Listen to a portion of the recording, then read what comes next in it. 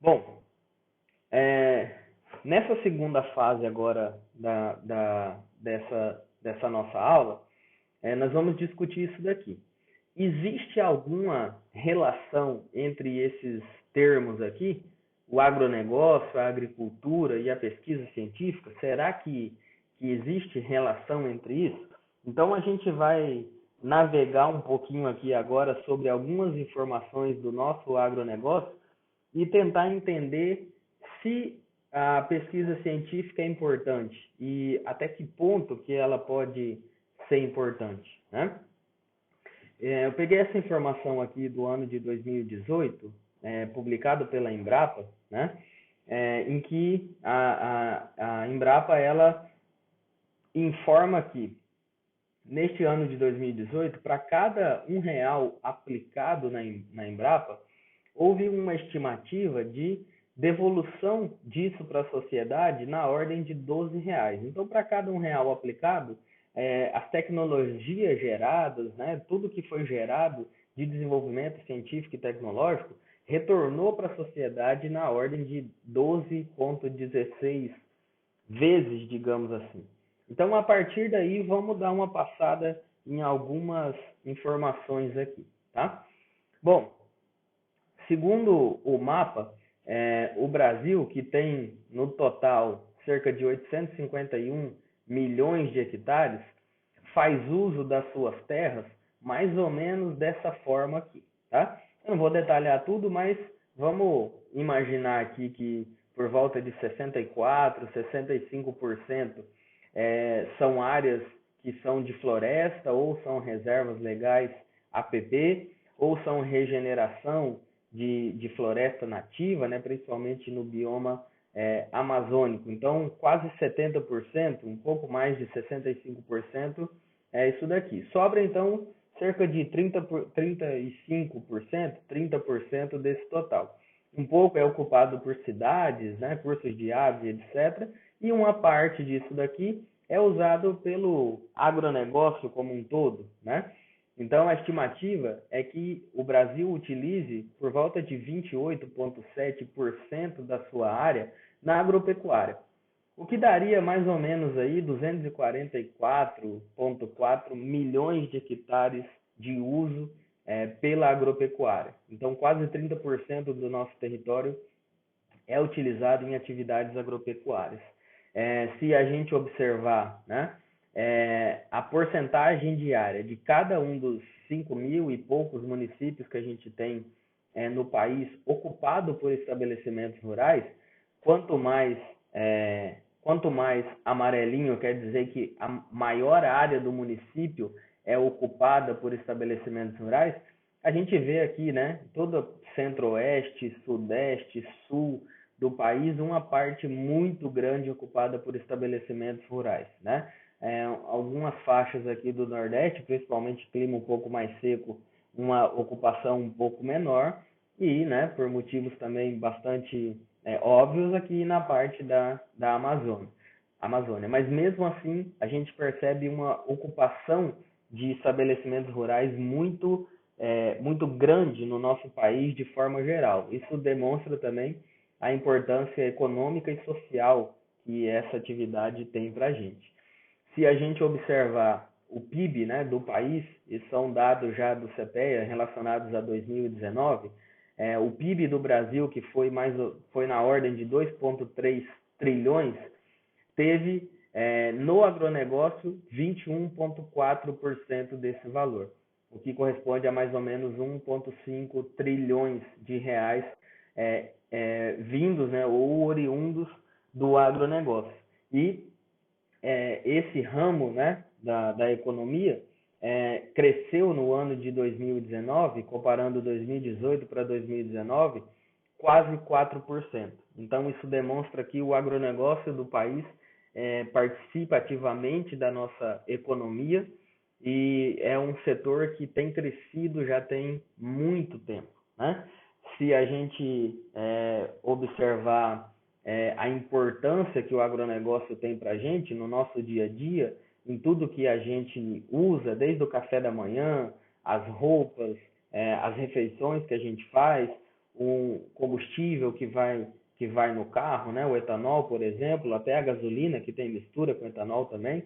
Então, o agronegócio está no nosso dia a dia de forma muito ativa. Vamos dar uma passada e ver alguns indicadores importantes, né, que o nosso país tem relacionados ao agronegócio.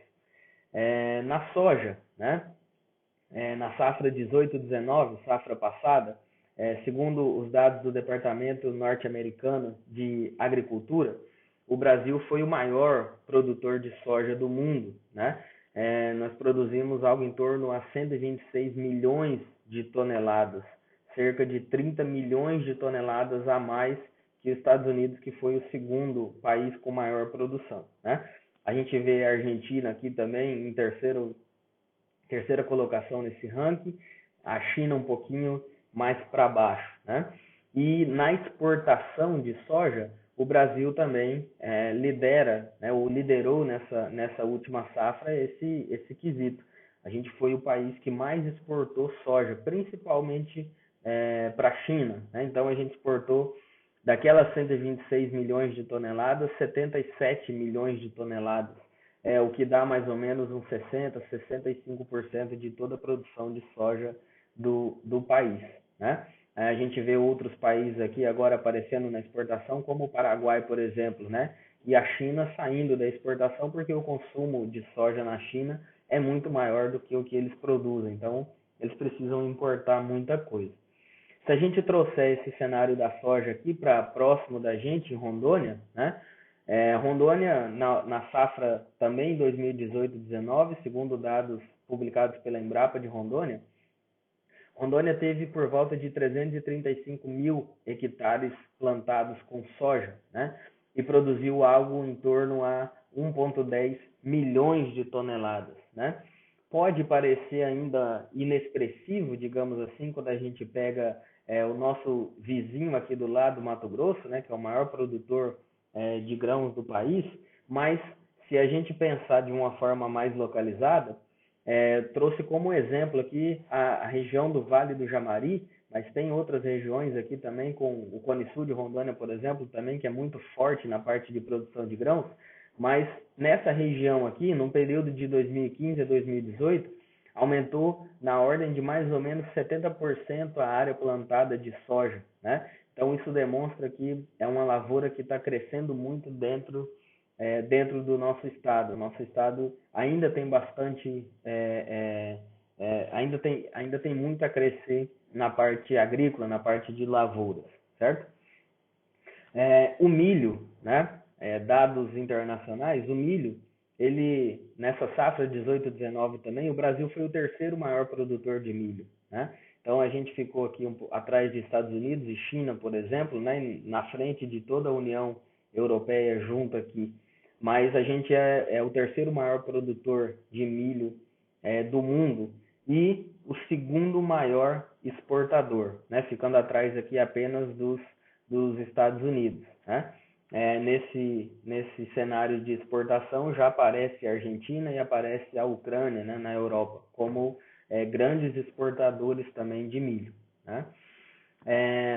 Outras culturas, além de milho e soja, que às vezes a gente nem percebe a importância que o país tem, mas no café, por exemplo, o Brasil produz algo em torno a 35% de todo o café que é produzido no mundo. Na última safra, que inclusive 2019 foi uma safra baixa, o Brasil produziu quase 50 milhões de sacas.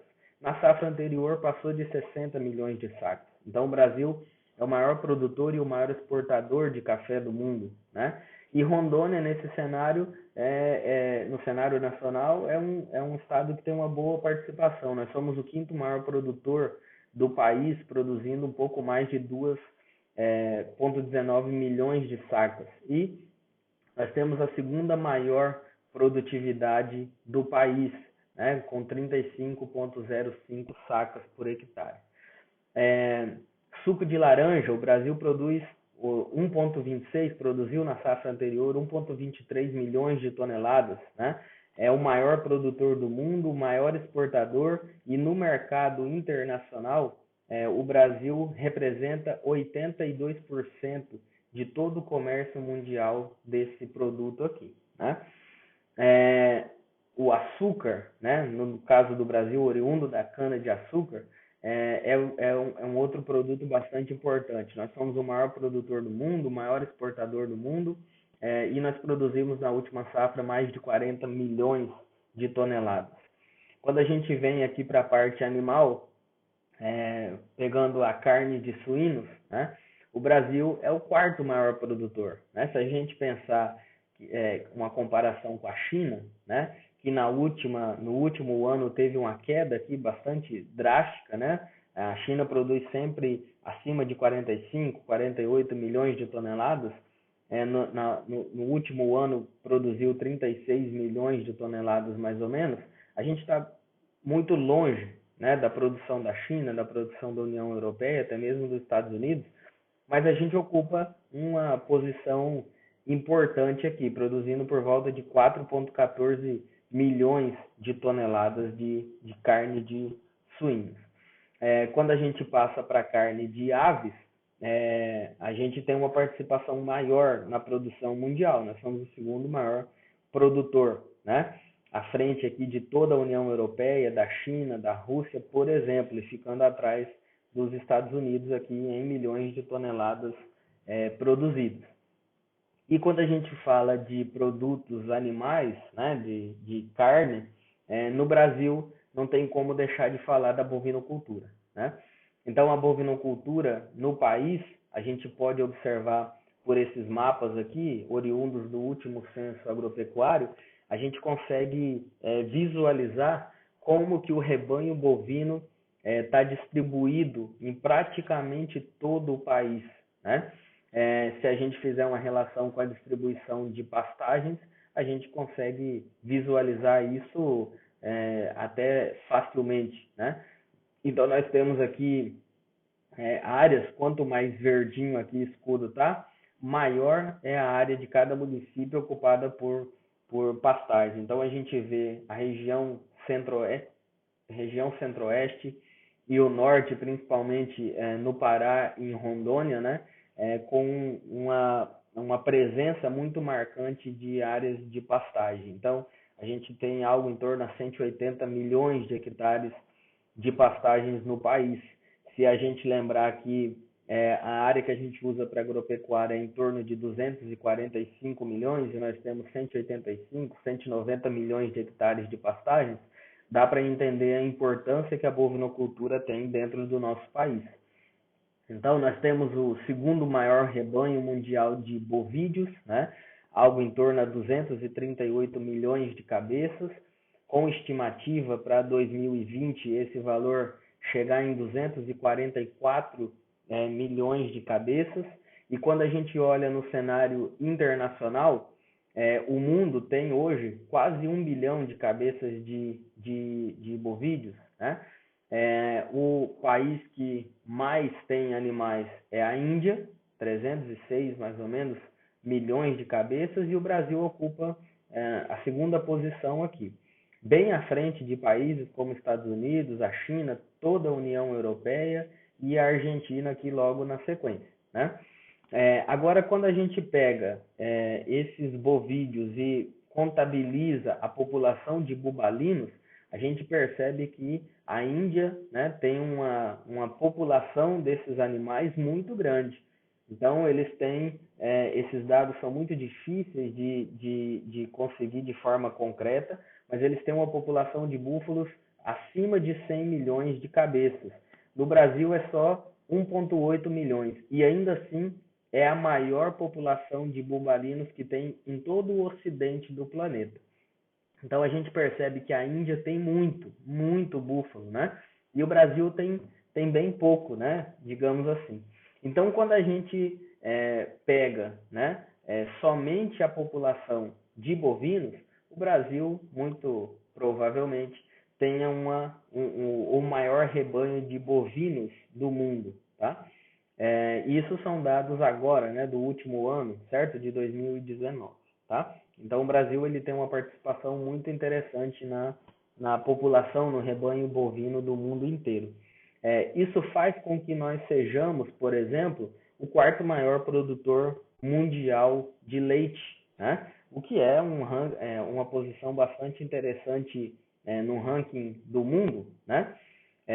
Se a gente olhar a produção de leite, né, do último ano em bilhões de litros de leite, a Índia lidera esse ranking bem de longe, né, bem à frente, produzindo mais de 170 bilhões de litros. A União Europeia inteira produziu algo em torno a 160 milhões, os Estados Unidos 98 milhões, e aí você percebe aqui que o Brasil ocupa a quarta posição, mas muito longe, né, do terceiro país aqui no ranking, tá? Então a gente observa aqui uma possibilidade muito grande que a gente tem de melhorar e de crescer nesse ranking, né?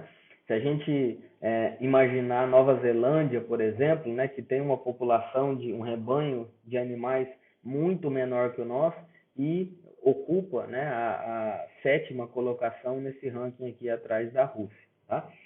Agora, quando a gente pega somente a produção de leite de vaca, né, a Índia cai aqui nesse ranking para segundo lugar, justamente porque o rebanho de bubalinos é muito grande. Então, os Estados Unidos assume como o maior produtor mundial de leite, a Índia passa para a segunda posição e o Brasil sobe para a terceira posição, à frente aqui da Alemanha, da Rússia, da China e da França, né? Então, o Brasil tem uma participação importante no ranking, mas a gente observa que a gente está muito distante de outros países que têm rebanhos inferiores ao nosso, né? Mas a gente também tem que olhar o ponto positivo, né? A evolução na produção brasileira de leite, ó, se a gente pegar aqui lá no início da década de 90 para o que a gente produziu nas últimas safras, o Brasil mais do que dobrou a produção brasileira de leite, e inclusive reduzindo a quantidade de vacas ordenhadas. Então muita coisa já melhorou, né? Só precisa dar prosseguimento a isso. A pesquisa científica pode colaborar bastante com isso. Então, Rondônia, segundo o Anuário Leite de 2019, publicado pela Embrapa, Rondônia foi o sétimo maior produtor de leite do país e o maior produtor da região norte. Quando a gente observa os maiores produtores do país, Minas Gerais, né, lidera esse ranking aqui com quase 9 bilhões de litros no ano, seguido por Rio Grande do Sul, Paraná, Goiás, Santa Catarina, São Paulo. Rondônia aparece aqui, acima, né, dos 1 bilhão, né, de litros de leite por ano, à frente de alguns outros estados que completam essa lista aqui dos 10 maiores produtores de leite. Então, a participação de Rondônia no ranking nacional é bastante importante, interessante. E quando a gente vem para a região norte, a gente percebe que Rondônia tem um destaque, né, bem marcante, à frente de outros estados, né, como Pará e Tocantins aqui, tá? Então, Rondônia tem uma boa participação no cenário nacional da produção de leite. Quando a gente vem para a produção de carne, né, o Brasil é o segundo maior produtor do mundo de carne bovina. A gente fica atrás nesse ranking aqui, atrás dos Estados Unidos, né, que mesmo com rebanho menor, produz mais toneladas de equivalente carcaça do que a gente, mas a gente está à frente aqui de toda a União Europeia, à frente da China, da Índia, da Argentina, da Austrália, do México, do Paquistão, da Rússia e da Turquia. Todos os outros países do mundo somados produzem 9,4 milhões de toneladas. O Brasil sozinho, os Estados Unidos sozinho, produzem acima de 10 milhões de toneladas de carne, tá? Isso inclui carne de bubalinos também. No ano passado, em 2019, foram abatidas no país mais de 32 milhões de cabeças, né? É um valor alto, esse valor vem crescendo aqui nos últimos anos. Quando a gente pega 2016, 17, 18, 19, esse valor está crescendo, ainda está abaixo, né, em 2013 nós abatemos quase 35 milhões de cabeças. Desse número, né, um número expressivo, né, bastante expressivo, abater 32 milhões de cabeças no ano, isso é maior do que o rebanho de muitos e muitos países, né, por aí. Então a gente viu aqui para trás os rebanhos, né, de bovídeos do mundo. O Brasil abate 30 e poucas milhões de cabeças, então a gente abate uma quantidade de animais aqui próximo do que seria o sétimo ou oitavo maior rebanho do mundo. Então o número de abates aqui no Brasil é muito grande. E do total que o Brasil abate, Rondônia é o quinto estado que mais abate animais no país, atrás de Mato Grosso do Sul, Goiás e São Paulo. No último ano foram abatidas em Rondônia mais de 2 milhões e 300 mil cabeças, o que corresponde a 7,3% de todos os abates do país. Então isso mostra a força do nosso estado também na pecuária de corte, né? Quando a gente pensa em carne bovina, o país é o maior exportador do mundo, foi o maior exportador do mundo já tem alguns anos, e ano passado o Brasil exportou algo em torno a 1,8 milhões de toneladas de equivalente de carcaça. Quando a gente pega aqui uma série histórica, né, esses dados eu retirei da ABIEC, uma série histórica aqui a partir do ano de 2010, a gente vê que o país ele foi, né, estabilizou, mas existe uma tendência de crescimento nas exportações do país. Então a gente chegou em 2019 a 1,86. Quando a gente pega o valor FOB disso em bilhões de dólares, né, a gente vai perceber aqui que nesse ano de 2009 a gente chegou num valor aqui mais alto do que já aconteceu, acima de 7,6 bilhões de dólares em exportação de carne bovina. Pensando, né, em dados dentro de uma série histórica aqui de aproximadamente 10 anos. E Rondônia, dentro desse cenário também de exportação, é o quinto maior exportador do país. Então, atrás de São Paulo, Mato Grosso, Goiás e Mato Grosso do Sul. Então, Rondônia é o quinto maior exportador, né? Foi o quinto maior em 2019. Quando a gente observa também essa mesma série de 10 anos, a gente observa que Rondônia, aqui a partir de 2013 principalmente, deu um salto muito grande na quantidade de carne que foi exportada, chegando em 2019 a exportar mais de 186 mil toneladas de carne bovina. E quanto que isso representa em movimentação financeira para o nosso estado, né? Isso representou aqui no último ano mais de 637 milhões de dólares apenas referente à exportação de carne bovina de Rondônia para fora, do país, principalmente para a China, para o Irã e para o Egito, né? Bom, nós falamos de várias coisas aqui relacionadas a dados do agronegócio brasileiro e parece que ficou aqui, né, que a gente não falou de pesquisa científica até agora. Então vamos tentar contextualizar isso daqui. Segundo o censo agropecuário, o último censo agropecuário, o Brasil tem, né, hoje, digamos assim, algo em torno a 5 milhões de estabelecimentos, que ocupa mais de 350 milhões de hectares no nosso país. É claro que tem muitos estabelecimentos grandes, né, estabelecimentos com áreas muito grandes, mas se a gente pensar na agricultura familiar, né, isso varia para cada região do país, mas áreas menores, digamos assim, a agricultura familiar representa 77% desses 5 milhões de estabelecimentos, né? Mas, né, representa apenas 23% da área e do valor de produção movimentado. Mas também, em contrapartida, essas propriedades menores, digamos assim, representam quase 70% dos empregos gerados no agronegócio brasileiro, né? E o que que isso tudo tem a ver com a pesquisa científica? Eu vou passar aqui uma série de prints, digamos assim, de notícias, né? Notícias e informações relacionadas ao agronegócio e vamos tentar entender se a pesquisa científica é importante em tudo isso que a gente falou, né? Será que a pesquisa é importante na produção da soja, na produção do milho, na produção de bovinos, na produção de café, para a agricultura familiar?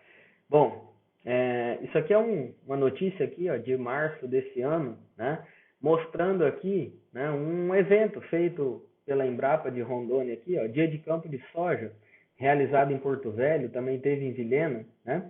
Por que que isso é importante? Os produtores, né, do nosso estado, assim como acontece no Brasil inteiro, né, não é só em Rondônia, isso daqui é pesquisa científica, né? Isso aqui é desenvolvimento tecnológico que vai ser divulgado para os produtores, né? Só isso faz com que o Brasil seja o maior produtor de soja? Não, não é só isso, mas isso daqui contribui. A sequência, o caminho ali lado a lado da produção no campo, os produtores lá no campo, né, que são arrojados, que vão fazer acontecer, mas a pesquisa científica ela vai caminhar junto, ela vai andar junto, né? Ó no café aqui, ó.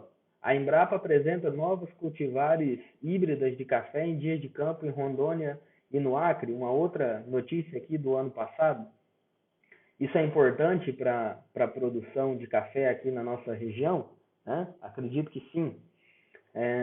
Outra notícia, pesquisa aponta desafios e soluções para a qualidade do leite de agroindústrias de Rondônia. Né? Então, é importante a pesquisa científica dentro de todo o contexto de produção, pensando em gado de corte, né? Pecuaristas quase triplicam a renda ao adotar o sistema do boi 777, né? Inclusive dentro do estado de Rondônia, né? Isso aqui, APTA, Agência Paulista de Tecnologia do Agronegócio, gerando informação científica, repassando para os produtores, né? Isso daqui é uma notícia do fundador da Embrapa, né? No ano passado também ele deu uma declaração falando que o conhecimento impacta mais a agricultura do que os insumos. É claro que os insumos, obviamente, são importantes, assim como a força de trabalho, mas o conhecimento científico, a informação científica, ela é importante. A gente não pode deixar de olhar todos aqueles indicadores positivos e enxergar que muito daquilo evoluiu através da pesquisa científica. E olhar também aqueles indicadores que não estão tão bons, exemplo, o leite, o Brasil poderia produzir muito mais leite, né? Já melhorou muito e a pesquisa científica pode contribuir para continuar melhorando, com certeza. Né? Isso daqui, acredito que todo mundo, né, já visualize aqui, saiba que isso daqui é soja, né? E o foco principal dessa foto aqui são esses nódulos aqui, né? Esses nódulos aqui nas raízes, no sistema radicular da soja, né? Por que eu estou mostrando isso daqui? Essa daqui é a Johanna Dobenheiner, né? Forma como a gente chama ela aqui no Brasil, Johanna Dobenheiner.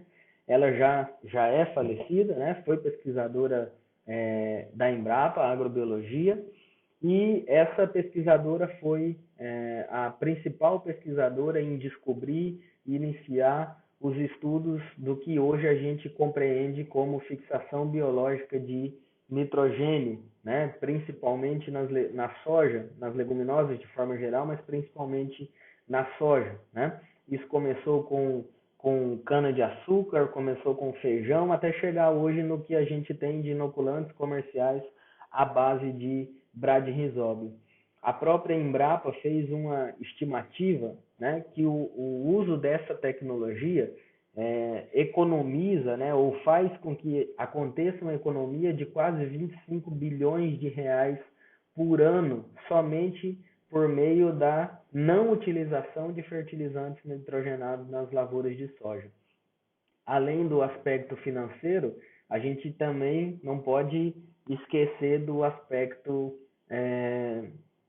ambiental, né? A quantidade de fertilizantes, principalmente a ureia, né, que é o principal fertilizante nitrogenado, que deixa de ser utilizado nessas lavouras, né? O Brasil hoje planta algo em torno a 35 milhões de hectares de soja, né? Se cada hectare de soja desse precisasse aplicar 300, né, 400 quilos de ureia, imagina quanto de ureia a gente deixa de utilizar e o impacto ambiental que isso também tem, né? E oriundo, obviamente, da pesquisa científica, certo? Essa foto aqui é a foto, inclusive, de um experimento da turma que está fazendo a disciplina de experimentação agrícola nesse semestre aqui no IFRO, Campus Colorado do Oeste, comigo. Essa foto aqui representa, né, um sistema de plantio direto, né? Então aqui nós temos o feijoeiro emergindo aqui em cima de uma palhada de Braquiária rosiziensis, né? Isso daí é o que a gente chama de um dos componentes do sistema de plantio direto, uma tecnologia que também foi desenvolvida aqui no nosso país, iniciando por meio de produtores, né, no sul do país, produtores rurais que começaram a observar os efeitos benéficos dessa técnica, e a pesquisa científica caminhou junto com os produtores para aperfeiçoar e validar e demonstrar tudo que isso tem, essa técnica tem de benefício e o que essa técnica tem de positivo para os nossos sistemas, tá?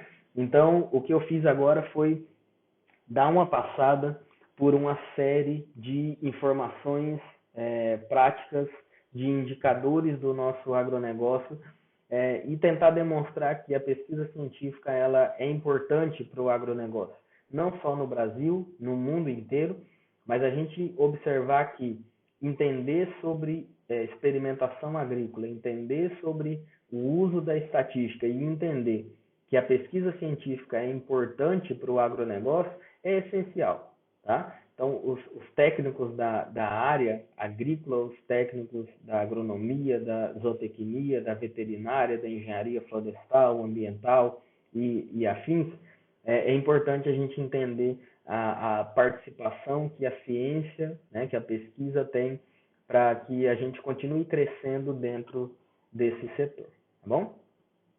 Bom, então, agora vamos para a parte final da nossa discussão, que é falar um pouco da parte estatística em si, né? Como que acontece, ou de que forma básica, digamos assim, acontece a aplicação das técnicas estatísticas dentro do que a gente faz na experimentação.